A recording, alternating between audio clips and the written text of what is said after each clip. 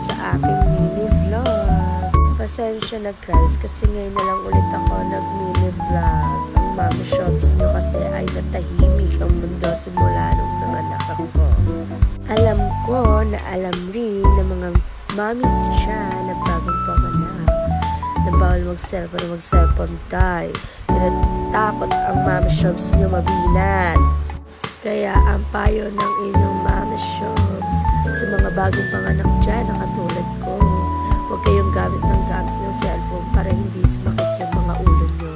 At iwasan nyo rin yung mga stress na yan tayo.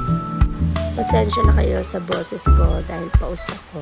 Alam niyo naman ang panahon natin ngayon, usang ubo at sipon. Kaya naging paus-paus ang inyong mama shops. Kaya uso rin ng dengue guys, kaya mag-iingat kayo palagi. Ingatan natin ang ating mga bunanakels.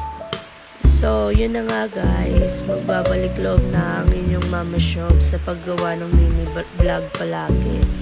Kaya sana guys, supportahan nyo ko. Aasahan ko kayo guys. So ngayon guys, pagkonsensyahan nyo na lang muna yung paggawa ng aking mini vlog today.